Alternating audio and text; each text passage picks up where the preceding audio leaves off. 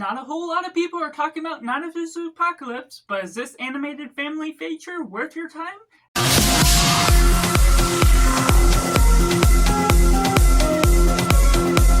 Hey everyone, welcome to Cinema, where we focus on a film. I'm Josh, this is Simply Cinema. Let me know down in the comments below. Did you see Night of the Zoopocalypse? Was it good? Was it bad? Or somewhere right in the middle? Or if you're checking out this review to decide if it's worth it or not, make sure to like this video if you enjoy it. Subscribe if you haven't already to join in film culture community where we talk about a lot of cinema as a whole.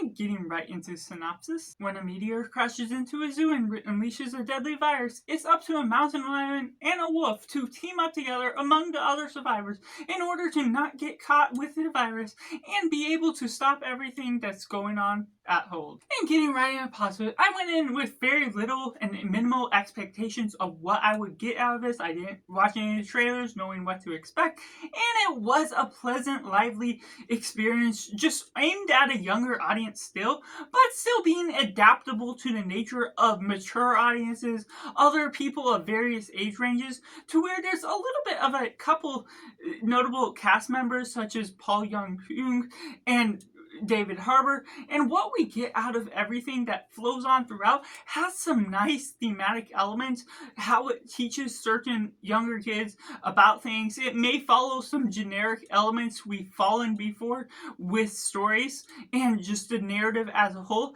but it's simple and straight to the point. It's something you can turn your brain off and be able to enjoy the atmosphere that is really cinematic in the way they utilize the colors.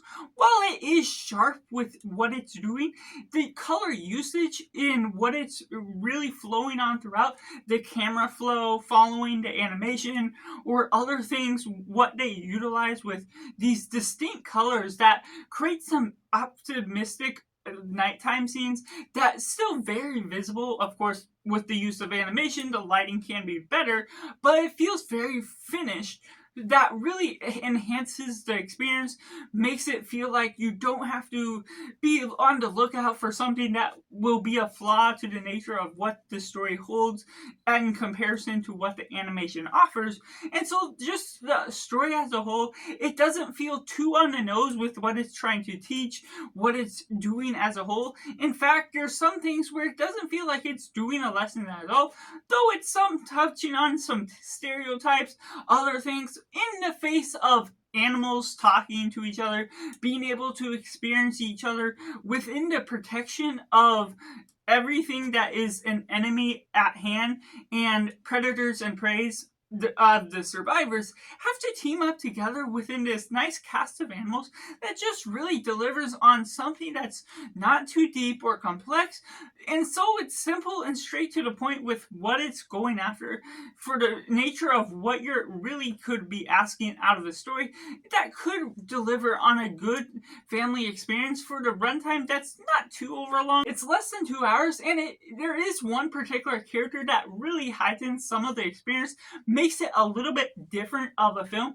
because they talk about film as they're going along. This one cinephile lover as an animal that's just being able to observe and almost be self-aware of the runtime of the film, where they are in the second act, when they get to the third act, and certain tropes that the film itself is following along, and how that heightens up the horror experience of what the genre blend is all mixed on throughout.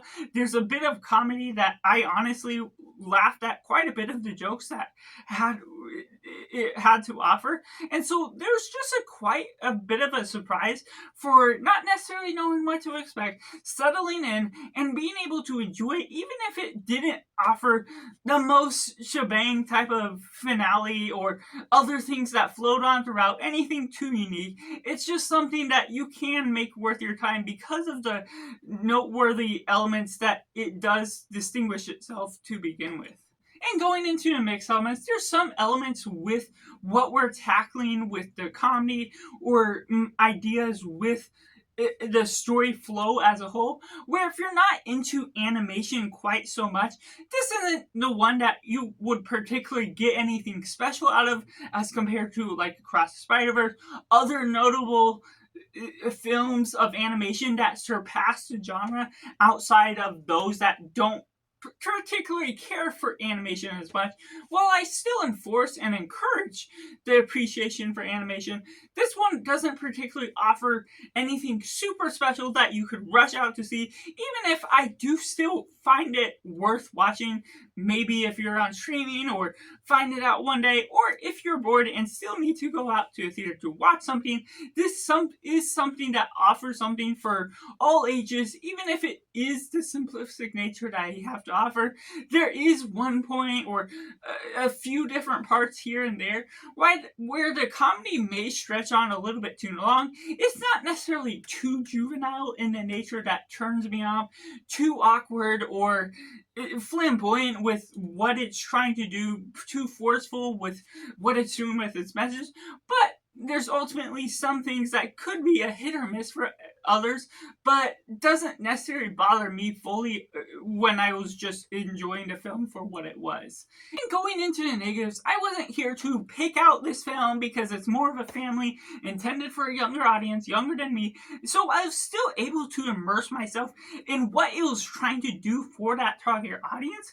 But what bothered me the most, outside of minimal flaws here and there, what certain plot contrivances could protect the heroes were trying to follow, rather than changing the enforcement of how these different aliens react to the environment, and how the zoo animals that are turned into these zombies just go on and sort of have an inconsistent flow with what they're doing with their powers, whether they can see with those blinding eyes, and what they ultimately can remember. When you take certain characters and show the after effect of what they remember, there is a couple inconsistencies that I was able to catch, but there's also an element that is more major with the resolvement of the plot that I won't spoil for the purpose of this review.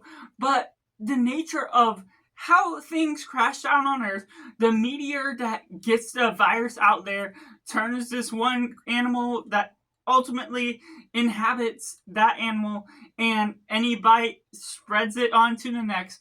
How that all flows around is good, but once you look at the cure to that virus, because ultimately, yes, of course, they're going to try and do something, and that's what is ultimately going to make sense for the purpose of this plot. How are all these animals going to get rid of the virus? And the answer, it starts off with a little bit of a setup that isn't the real resolvement of what's going on.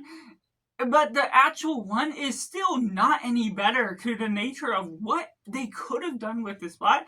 Maybe, yes, it is difficult to resolve a situation where this random virus is taken over. These animals are trapped in the zoo. They can't necessarily do anything, get any special materials, or know what to expect when fighting off this virus.